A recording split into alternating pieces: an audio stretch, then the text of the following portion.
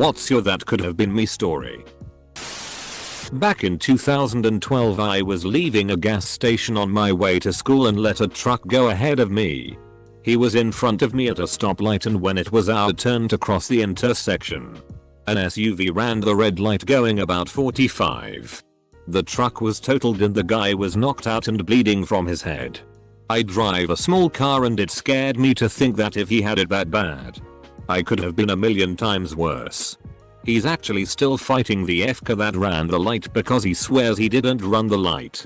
But I testified for the driver of the truck and it looks like they are just now settling the lawsuit. I was invited to a concert in a small venue to see Great White. I had just started a job and was in training, so declined. The show was at the Station nightclub in RI. A fire broke out and many of the people died. There's this video online with some images from the fire. NFSL. Years ago I stood not 10 feet from a friend and actually watched him get hit by lightning. Yeah. That could have been me. Was your friend alright? Went to Taco Bell with mom and friend. They both got a drink and I said I would just share with them. Even after being offered that mom would buy me one, no problem. Next guy in line got a drink. He won a 40,000 Land Rover off the cup contest. Horrified gasp. That's honestly one of the worst ones on here. I'm so sorry. In 1996, me and my family were standing a few feet from where the bomb went off in Centennial Park. Luckily my brother was not feeling well, so we had to leave early. We were driving through the streets of Atlanta and saw police and rescue vehicles flying down the street. We turn on the radio and hear about the bombing, then get home and see if it was right where we were. My dad and his best friend's seats were on the same row, about 10 down. His friend suggested they go get a beer, so they walked away. A few minutes later the bomb went off. My dad said he even remembers seeing a backpack laying there. Beer saved my dad's life. Not me personally, but my grandfather. He was in the Navy in World War II and sent a letter to his wife, my grandma, saying his ship was leaving Pearl Harbor. The letter was dated the 6th of December, 1941. A day before the naval base was attacked by the Japanese. Edit. This post turned into a Mind CK. My dad was born after the war in 1946. I have the letter at my house, but I'm out at sea, runs in the family, and won't get home for 2 weeks. Well, kinda you. You never would have existed. Edit. Should have said might never have existed. Though I still stand by, even if Gramps didn't die, he might have had an entirely different life which might not have included Arp's father. Or if he was already born before the war, might have been raised differently and never met Arp's mother. When I was 7 years old, a man attempted to kidnap me outside of my school. It was me and Amp, one other little boy, standing there after everyone left. He told me my mother wasn't going to be able to get me and Amp. Sent him instead. He leaned over from the driver's seat and opened the passenger door, trying to grab me. He also called out several girls' names, trying to guess mine. The boy motioned for me to go with him. I took a step back to think first. I did remember my teacher saying a few weeks before a man like this tried to kidnap a little boy who he told he had forgotten his lunch. The boy jumped out of the car as it drove away. My mom pulled up behind him as I was trying to figure what to do at that young age. He drove crazy fast out of there. As an adult I realized I most likely would have had a very violent and sad outcome. When I watch missing kids reports I think that could have been me. In 2011, the beginning of my junior year in high school, I had surgery to fix a hole I tore in my shoulder muscle. I had it the Monday before the national championship air races, on a Saturday, in Reno, Nevada, and I live decently close. We'd go every year and had tickets to the box seats. Parents decided I couldn't go because my meds were too powerful. Double dose of Percocet plus a pill to make me not throw it all up. And I was in a brace, and if I got bumped I could have really FK'd myself up. So I stayed home. That night on the news we discovered that one of the racers had lost control and crashed into the box seats, killing I don't know how many people. If I would have gone, there's no way a doped up teenager with one working arm would have survived. One morning in the summer that I was 7. I went across the street to play with my friends in their yard. We did kid stuff in the back area by the fence for a while. And then it got hot in the early afternoon, so we went back to my yard to play in the sprinkler at my house. Now the fence we were playing by was low and open. And even at 7 we could easily see into their back neighbor's yard on the other side of the fence. There was a little patio and picnic table just on the other side. Early that same afternoon, the dad of the family snapped and murdered his wife and 2 kids. For some reason, he immediately dragged the bodies outside and he'd put them under the picnic table. I'm not saying he would have shot us too, but I remember thinking back then that us deciding to go to my yard was very much fate being in my side. TL. DR. At age 7, I didn't have to go nose to nose with a murderer who was dragging bodies. The band The Presidents of the United States of America once opened for my dad's band in the 90s. A record label rep was at that show and signed The Presidents the next day. Needless to say, my dad has not let it go. As a kid, a friend and his parents took me to an Orioles home game against the Oakland A's. Our section was light, so we played around in the seats, running around and such, and decided to just sit wherever we wanted to. Around the second inning, a man with his wife and kids show up late and they ask us to move out of their seats. We comply and just scoot down a few seats and continue to watch the game. A couple innings later, Jose Canseco drills a foul ball right into the man's chest. He was pretty messed up and required medical attention. I was sitting in that man's seat before the family arrived. If they hadn't come to the game that day, that would have been me. And you were a kid, so you would have been shorter. If the ball hit his chest, it might have hit your head. Not me, but my uncle, who is an electrician, was working on the top floors of the World Trade Center. My uncle is someone who will never call in sick. On 9/11 my grandma convinced him he should stay home because he had a bad cold. Good job, grandma. Always trust a grandma. Always. Unless she's just a straight up bitch. My friend's mom cancelled a double date in California in the 70s because she was sick. The other couple went on the picnic like they planned and both got murdered by the Zodiac killer. Chances are he won't have attacked all 4 of them since that's a bigger group. But sucks for the other couple. 5 of my ex-girlfriends are currently pregnant or have already had children by the very next guy they dated after me. Dodging bullets like Neo over here. That's funny. 5 of my ex-girlfriends have given gonorrhea the very next guy they dated. Small world. Baghdad, Iraq. The stall of the bathroom trailer that I normally used during my 2-mile walk from my hooch to my work area got hit by a 105mm rocket. I left late and the rocket beat me to the shtter. Talk about blowing up the bathroom. I ran the Boston Marathon last year. It was my 14th marathon. And my normal marathon time would have had me crossing the finish line right when the bombs went off. I happened to be 3 months pregnant. My doc told me I could run, but I had to slow down a bit for the sake of the baby. I slowed down, and I was stopped by security 1/2 mile before the finish when the bombs went off. I'm pretty grateful to that baby. Once in 1st grade, I let a kid cut me in line and he got the lucky tray. The ice cream he won should have been mine. I love how all of these are about death or near-death experiences and you are just worried about the ice cream you didn't win when you were a kid. I was at a stoplight in the left lane about to turn onto the highway. Nickelback came on the radio, so I looked down to change the station to something less like nails on a chalkboard. I missed the light change to green. The guy next to me didn't. He drove forward and was immediately T-boned by a truck running a red light on the access road going 70. TL. DR. Nickelback saved my life. I was in the service in Afghanistan during a deployment. I was injured and they had to call a medevac to get me out. I had always been in the lead vehicle with my team chief. But after I was injured our team was 1 person light, so they switched him out of the lead vehicle and gave the position to a full team. That team hit an IED less than 24 hours later. Killing the driver would have been me, and the TC would have been him. I never complained about my injuries again. Not me. But my grandfather had just been liberated from Auschwitz by Soviet forces. He was hungry, so he went to search train cars for food.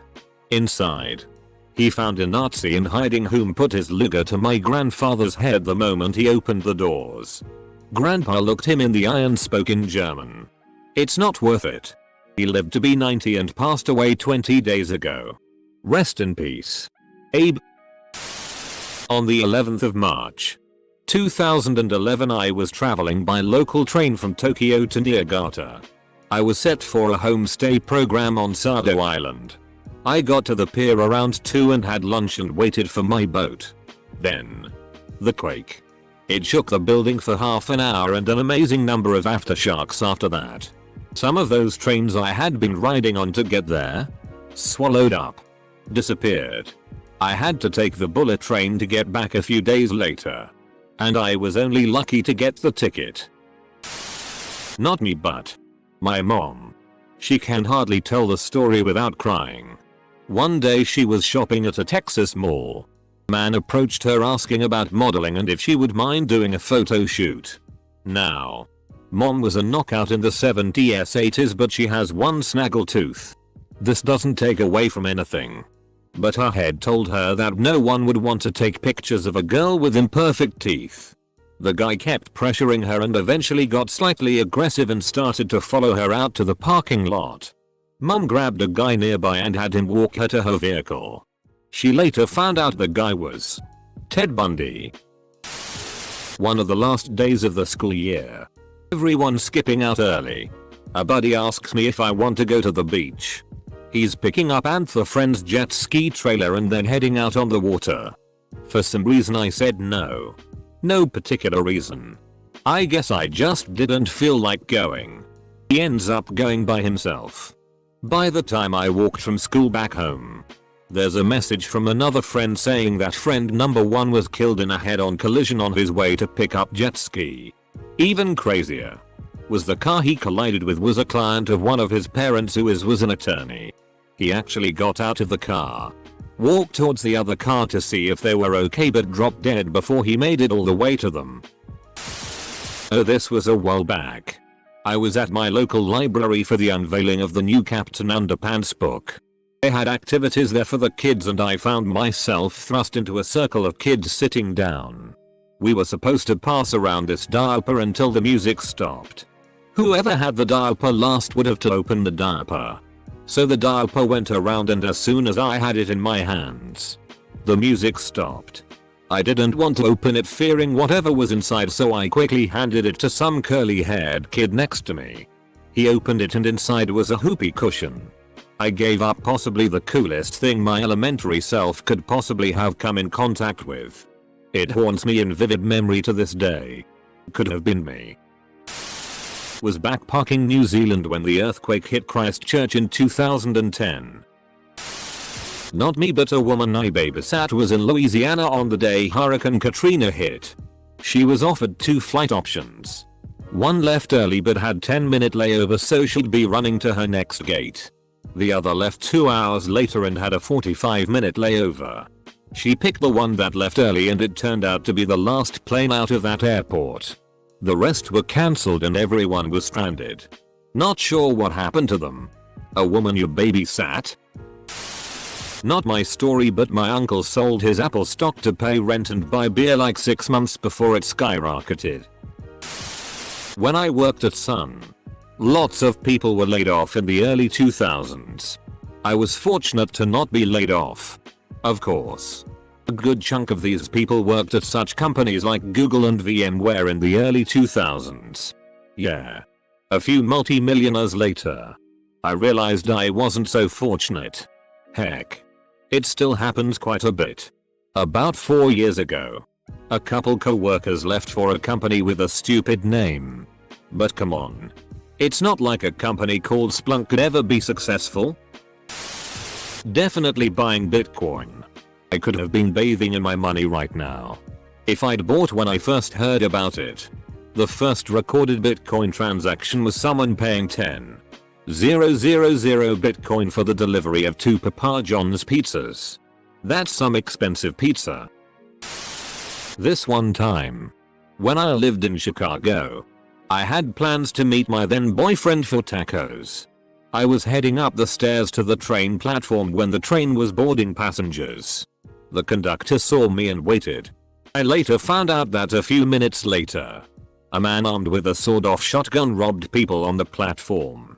For a few weeks afterwards, every time I missed a light or a train, I wondered if something like that could happen to me. I was getting off a bridge in Pittsburgh and had 2 lanes to choose from. The left lane had a car in it. The right lane had none. A traffic light was red, so I had to choose what lane to be in. I normally would have chosen the right lane so I could hurry up at the green light and get around the guy. I was feeling like a nice guy that day and decided to just take my time, so I stayed in the left lane behind the other car. During that red light, a car came in that right lane at over 80 miles per hour and ended up crashing, killing the man in the car. I saw the car go up in a cloud of smoke. If I would have been in the other lane, I would be seriously injured, in a coma, dead. But I choose the left lane, so I'm alive to share this today. I'm late to the party. But whatever. About 2 years ago, my friend and her parents died in a plane crash. As soon as it got in the air, it hit some bad wind, flipped, and blew up. They asked me to go on that trip. There hasn't been a day since that I haven't thought about that day and the what ifs. What I would give to hear her voice again. A couple years ago, I went skydiving with a friend and his family. It was all of our first times. So you had to jump tandem, an instructor strapped to your back. Close bracket. A week or so later, one of our instructors had a malfunction in both of the parachutes or something. Didn't get the full story, but either way, the instructor and his jumper both died. My dad kind of gave me shit about it and told me I was almost a pancake. I saw a duck on the news who narrowly escaped being crushed under a grain elevator. I thought, whoa, I could have been a duck. Full stop. Not actually me, but my cousin missed his train to work on the 7th of July 2005 because he overslept. I was on the train on my way to my friend's house and I had to transfer to a different line at a station downtown. I wasn't paying attention and accidentally skipped my stop. So I got off at the next one and decided to just walk to it because they weren't that far apart. As I'm getting closer to the train station, I notice there are a bunch of cops and people standing outside. It turns out something happened with one of the trains and the cars started filling up with smoke. A bunch of people had to be taken to the hospital because of it and they temporarily closed the station. It was the train line I was trying to transfer to. And if I hadn't missed my stop, I probably would have been on that train and could have possibly needed to go to the hospital. Which would have been bad because I didn't have insurance at the time. I did a Disney World internship driving for the Kilimanjaro Safari. One morning I was in line to get my first truck of the day and was talking to this little girl on a truck in front of me while I was on the ground. Her mom turns around and it's Tina Fey, my celebrity idol. I stuttered a few sentences before the person assigned to her truck got on. My assigned truck was the next one. If I had clocked in maybe 15 seconds earlier, I would have been on that truck. Now I'm upset about it again. I was a service representative for the Social Security admin in the Murrah building. OKC. I worked the front reception window. Probably 50 yards from where Tim McVeigh parked the Ryder truck. Worked there 10 years approximately. About 3 years before the bombing, my husband got cancer and died. I was offered a job in another town, 100 miles away. Took it even though I really didn't want to move. Lost lots of friends. Several friends have really suffered from it but didn't die. I always feel like my husband died so I didn't have to. I know it makes no sense. We had a young son T the time. He is grown now, so happy I got to see him grow up. He is my pride and joy.